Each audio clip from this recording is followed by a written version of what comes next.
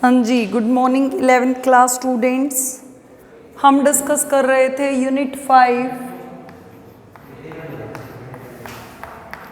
And name of unit 5 is बेटा states of matter. Name of unit 5 is states of matter. हाँ भाई, states of matter में क्या है, हम डिस्कस करते हैं कुछ लेफ्ट टॉपिक्स। सबसे पहला टॉपिक है exceptional behaviour of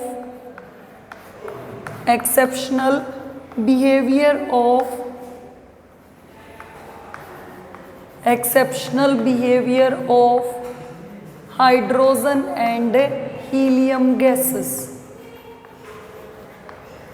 exceptional behaviour of hydrogen and helium gases.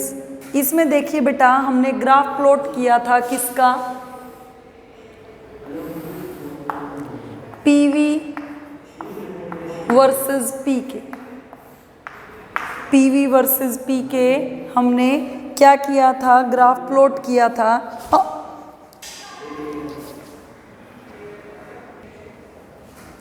तो बेटा exceptional behaviour of hydrogen and helium के अंदर देखिए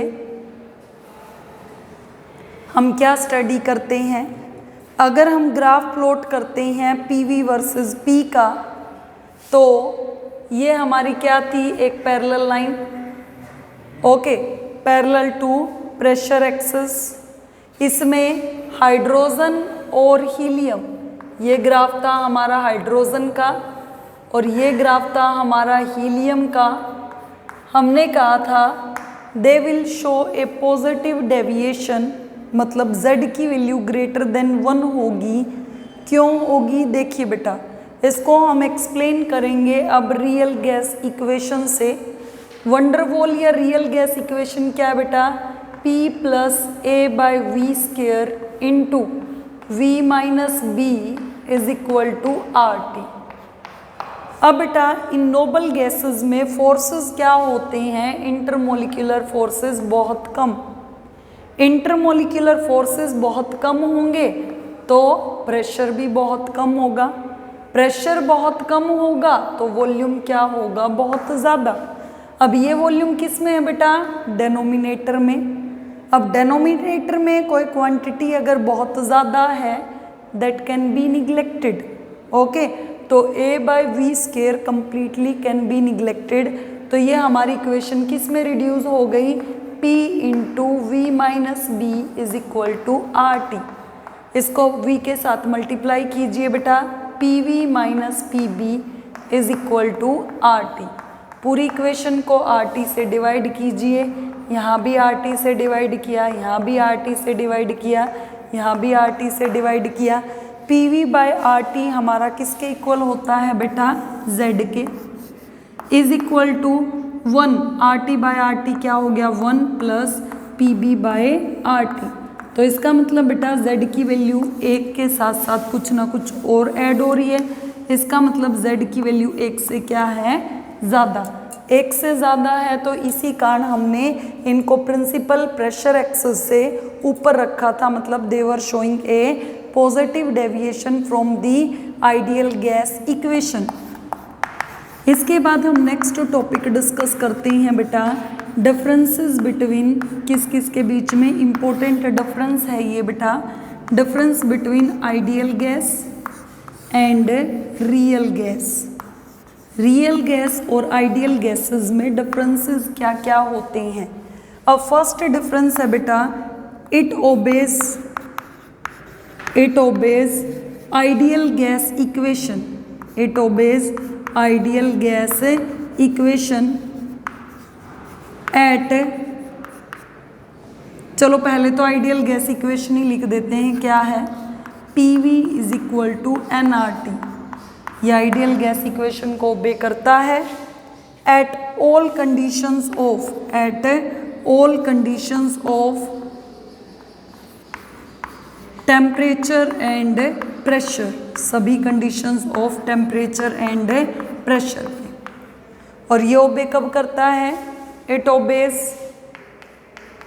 ideal gas equation, it obeys ideal gas equation at high temperature, temperature क्या हो हाई और प्रेशर क्या हो low, at high temperature and low pressure. उसके बाद दूसरा पॉइंट है बेटा, नो गैस इज आइडियल, कोई भी गैस जो अभी तक सभी कंडीशंस ऑफ टेम्परेचर और प्रेशर पे आइडियल गैस को फॉलो करती है ऐसी नहीं पाई गई। इसमें दूसरा पॉइंट है बेटा, ऑल गैसेस आर रियल, सभी की सभी गैसेस क्या है हमारी real, all gases are real. तीसरा पॉइंट है बेटा, आइडियल गैस में एक गैस का मॉलिक्यूल जितना वॉल्यूम ऑक्यूपाई करता है वो टोटल की कंपैरिजन में क्या किया जा सकता है, निग्लेक्ट। तो volume occupied by one gas molecule can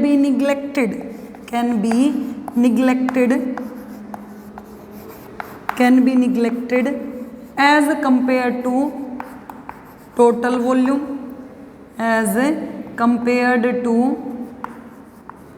volume, okay.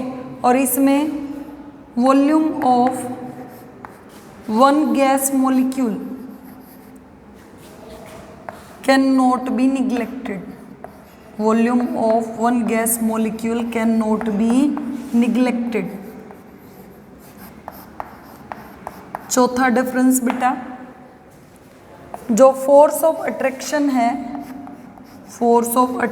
है एक गैस मॉलिक्यूल के टोटल फोर्सेस की कंपैरिजन में, वो भी इसने क्या कर दिए, निग्लेक्ट। बट रियल गैस क्या कहती है, the forces of attraction between one gas molecule can not be neglected in comparison two forces of attraction among all the gaseous molecules. Okay, तो हमने आइडियल और रियल गैस के अंदर क्या क्या डिफरेंस स्टडी किए बेटा। आइडियल गैस क्या है, जो गैस आइडियल गैस इक्वेशन को सभी conditions of temperature and pressure पे फॉलो करती है।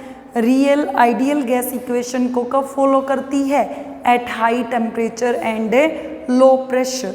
दूसरा बेटा, कोई भी गैस जितनी भी अभी तक स्टडी की गई हैं कोई भी आइडियल नहीं है, सभी गैसेस क्या हैं, रियल। तीसरा, आइडियल गैस क्या कहती है, एक मॉलिक्यूल का जो वॉल्यूम है टोटल मॉलिक्यूल्स के वॉल्यूम की कंपैरिजन में निग्लेक्ट किया जा सकता है, और एक मॉलिक्यूल में जो फोर्स ऑफ अट्रैक्शन एक्ट कर रहे हैं टोटल फोर्सेस ऑफ अट्रैक्शन की बजाय वॉल्यूम और फोर्स दोनों फैक्टर्स क्या किए जा सकते हैं, निग्लेक्ट। बट रियल गैसेस कह रही हैं ना तो एक गैस का वॉल्यूम और ना ही एक गैस का फोर्स टोटल वॉल्यूम और टोटल फोर्सेस की कंपैरिजन में निग्लेक्ट किया जा सकता। ओके, उसके बाद हम स्टडी करते हैं बेटा क्रिटिकल टेम्परेचर क्या है, क्रिटिकल प्रेशर क्या है, क्रिटिकल वॉल्यूम क्या है। हम ये छोटी छोटी डेफिनेशंस डिस्कस करते हैं।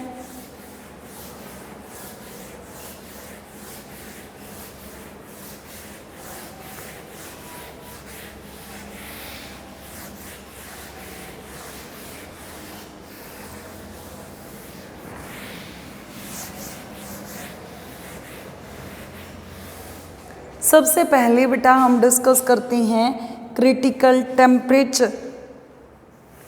सबसे पहले हम डिस्कस करते हैं बेटा क्रिटिकल टेम्परेचर।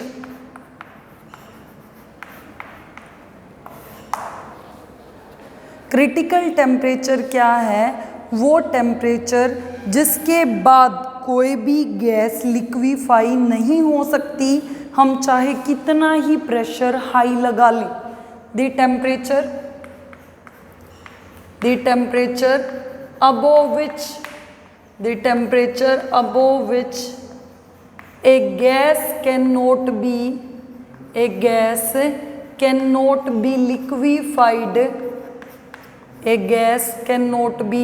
liquefied howsoever, मतलब चाहे कितना ही भी, howsoever high pressure, howsoever high pressure, howsoever high pressure is applied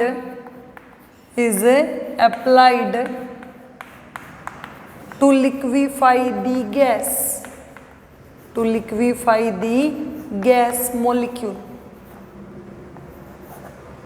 उसको हम क्या कहते हैं, क्रिटिकल टेम्परेचर। तो क्रिटिकल टेम्परेचर क्या है, जिस टेम्परेचर के बाद गैस लिक्विड में कन्वर्ट नहीं की जा सकती, चाहे कितना ही हाई प्रेशर हम अप्लाई कर लें।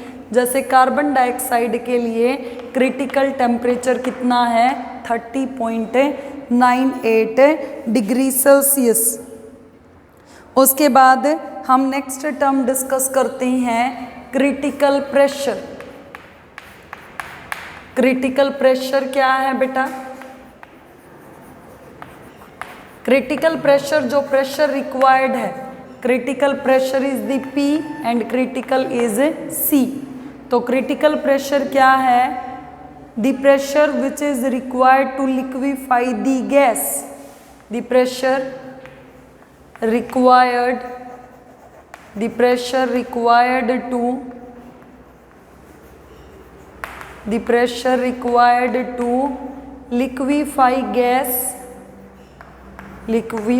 gas at critical temperature, at critical temperature। तो कार्बन डाइऑक्साइड के लिए ही बेटा क्रिटिकल प्रेशर मतलब PC4 carbon dioxide, critical pressure for carbon dioxide के लिए कितनी वैल्यू है, 73.9 एटमॉस्फेयर, 73.98 एटमॉस्फेयर, 73.98 कह दीजिए या 9 एटमॉस्फेयर। उसके बाद हम स्टडी करते हैं critical volume, the volume occupied by one molecule of A gas, the volume occupied by one molecule of A gas. तो अगली टर्म है क्रिटिकल वॉल्यूम।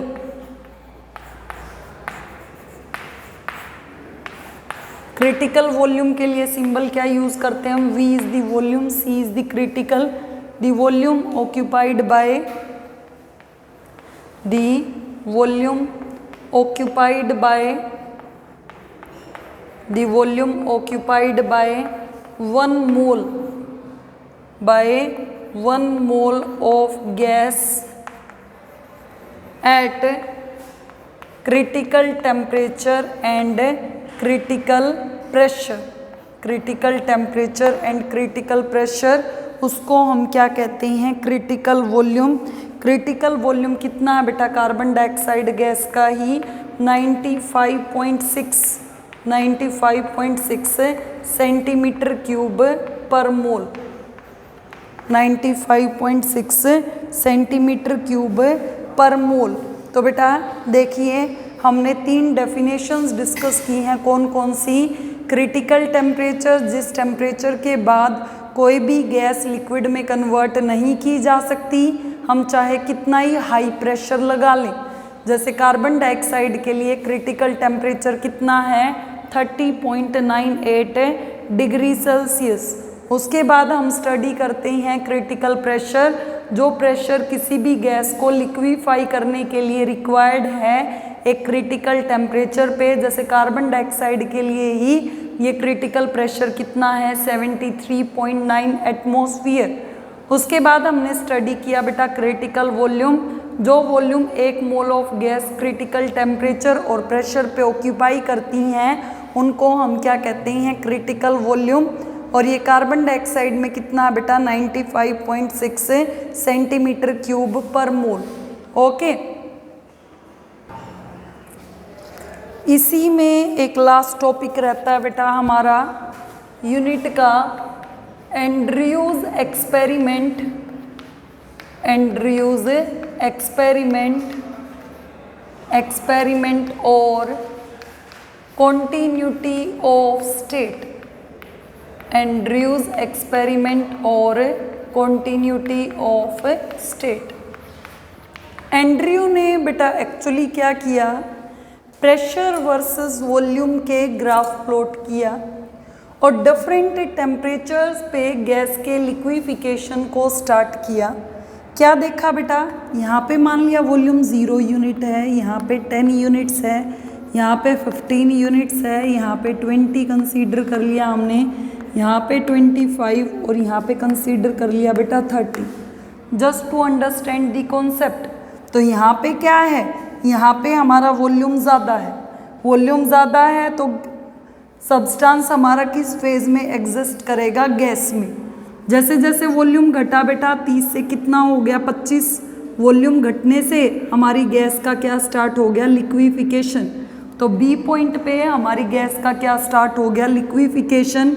धीरे धीरे वॉल्यूम और घटाया बेटा हमने, 25 से हो गया 20, तो हमारी गैस की स्टेट में एग्जिस्ट कर रही है, साथ की साथ है लिक्विड में, ठीक है। उसके बाद हमने फिर वॉल्यूम घटाया, तो उसके बाद बेटा हमें पता है यहाँ पे भी किस स्टेट में ही रहेगा, लिक्विड में, क्योंकि जैसे जैसे हम वॉल्यूम को फर्दर डिक्रीज करते हैं, gases are very little compressible, तो गैसेस पे तो वॉल्यूम घटाने से उनका लिक्विफिकेशन हो जाता है और वो किस में कन्वर्ट हो जाती हैं, लिक्विड में। But liquids are very little compressible, तो फर्दर वॉल्यूम में डिक्रीज करने से उन पे कोई इतना सिग्निफिकेंट इफेक्ट नहीं होगा।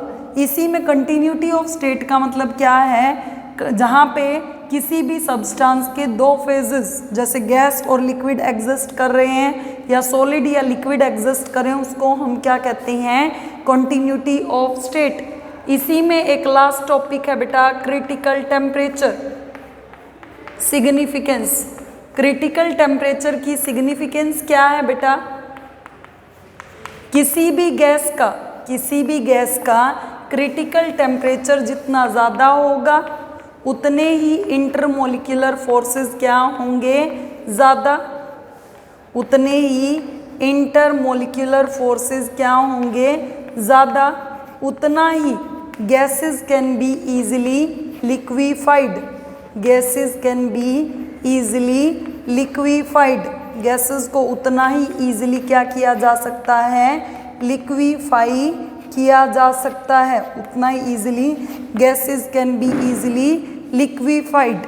ओके बेटा, तो greater is the critical temperature, greater are the magnitude of intermolecular forces and greater will be ease of liquefaction of gas. आज के वीडियो में हम इतना डिस्कस करते हैं बेटा, इसमें liquid property of solid substances, liquid substances, surface tension और विस्कोसिटी सिलेबस से हट चुका है। हम कल से स्टार्ट करेंगे unit 6 that is thermodynamics. Okay बेटा, थैंक यू।